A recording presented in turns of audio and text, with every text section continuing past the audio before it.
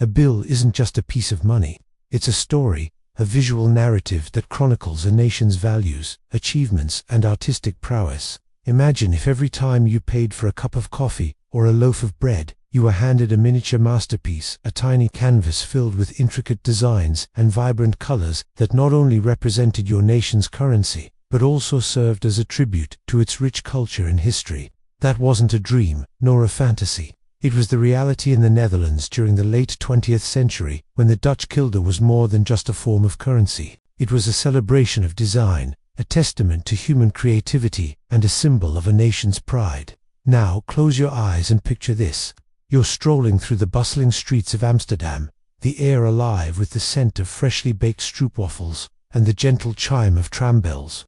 In your wallet, nestled among credit cards and receipts, are crisp, uncirculated bills, each a unique piece of art waiting to be appreciated. One such bill features an eye-catching design, a playful depiction of windmills and waterways, instantly recognizable symbols of the Netherlands. The other showcases a riot of color, geometric shapes, and abstract patterns that dance before your eyes, leaving you intrigued and slightly mystified. These aren't just different bills, they're two sides of the same coin, both bearing the mark of a creative genius, Oka or Xo, the man who turned banknotes into art. Orr was born in a small village outside Amsterdam. His passion for art was evident from an early age. He studied graphic design in Amsterdam, and soon his talent caught the attention of the Dutch banknote printing company, where he landed a job designing, well, you guessed it, banknotes. This wasn't just a job, it was a golden opportunity to merge his love for art with his country's financial system,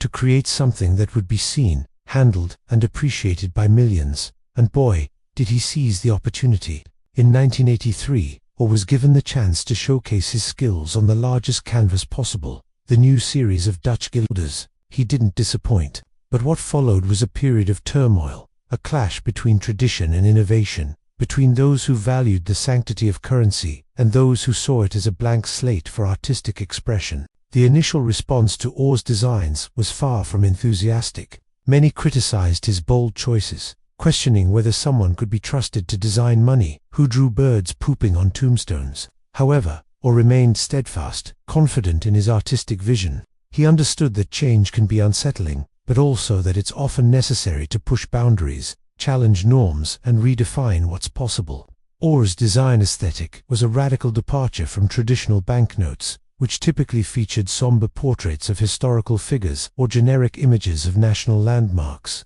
His first series, known as Erfenis, paid homage to notable figures from Dutch history, carefully balancing tradition with creativity. The portraits of these historical figures were given a modern twist, incorporating elements of their profession or legacy into the design.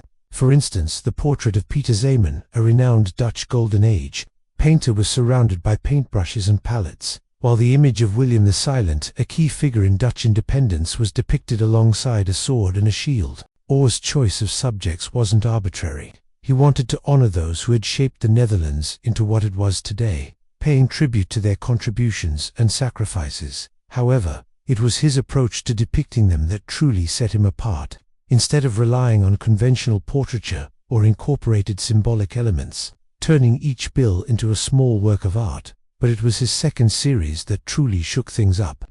On one side, there was the traditional portrait of Admiral Mitchell de Ruyter, a national hero known for his victories at sea. But on the other, staring back at you, was an image that was anything but conventional. A white stork standing on a boat. Why a stork? What did it symbolize? The choice was deliberate. The stork, a bird that was often associated with freedom and peace, was a subtle nod to the Netherlands' long tradition of pacifism and neutrality.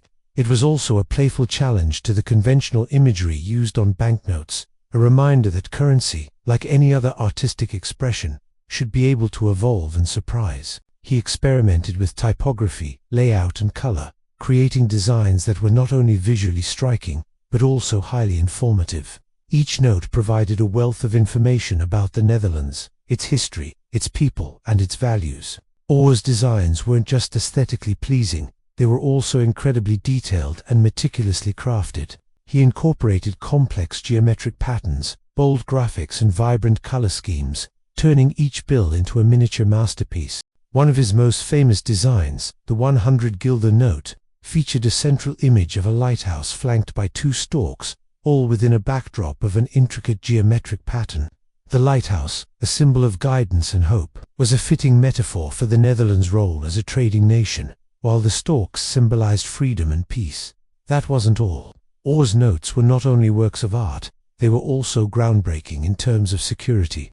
The 100 guilder note, for instance, was the first Western banknote to be unsecured against forgery. This might sound counterintuitive, but Orr rather saw this as a testament to the power of good design. If a note was well designed, he argued, it would be difficult to forge. This philosophy was a radical departure from the traditional approach to banknote security, which relied heavily on watermarks, microprinting, and other mechanical means.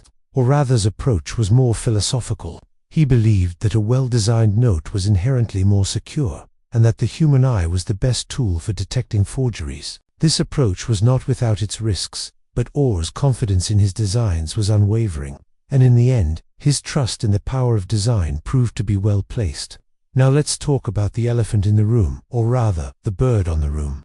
The image that truly shook the conservative world of numismatics was the 500 guilder note, featuring a white stork standing majestically on a red boat. Why a stork? Because it was a symbol of freedom. It was a bird that was often associated with peace, and was revered in Dutch culture for its ability to fly long distances without stopping. For the Dutch people, the stork represented a yearning for freedom, a desire to explore the world without being confined by borders or boundaries.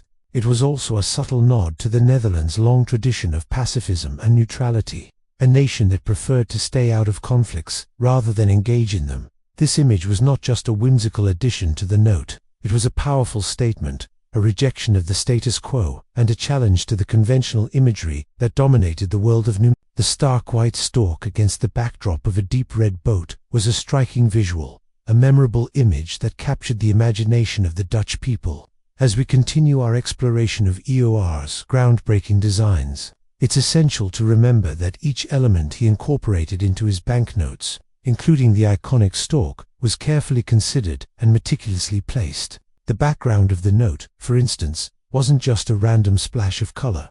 It was an integral part of the design, providing context and depth to the central image. The choice of red for the boat was particularly significant.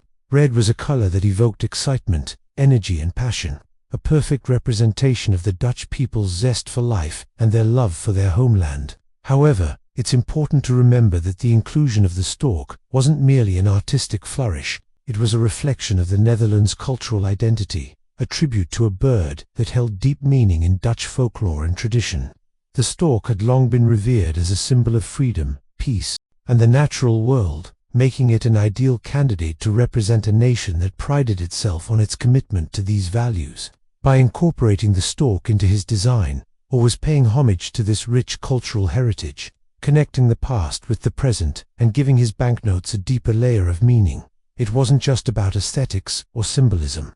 Orr's design choices were also rooted in practicality. The use of bright colors and bold graphics made the banknotes easily distinguishable, preventing confusion and simplifying transactions. His attention to detail was remarkable. Every line, every curve, and every shade was precisely calculated to create a visual harmony that was both pleasing to the eye and highly effective. The influence of Orr's designs extended beyond the Netherlands. His work became a source of national pride, a point of reference for collectors, and a case study for graphic designers and artists. The Dutch guilder became a symbol of excellence in paper money design, showcasing how a single individual could transform a mundane aspect of daily life into an extraordinary celebration of creativity and innovation. But as with any groundbreaking achievement, Orr's work wasn't without its critics. Some viewed his designs as too radical, too far removed from the traditional solemnity of banknotes. But Orr didn't just create these notes for the elite few, the collectors and connoisseurs of fine art. He designed them for everyone, for the everyday person who handled them, saw them, and appreciated them in their daily lives. To Orr, these bills were more than just currency. They were a reflection of the Dutch people, their history, their culture, and their values. They were a celebration of beauty in the midst of practicality, a reminder that art could be found in the most unexpected places. So the next time you think of the Netherlands, don't just picture windmills and tulips. Remember the guilder, the little bills with big designs, the legacy of a man who turned money into art. And if you want to know more about the incredible stories behind ordinary things, stay tuned because we have a lot more of them.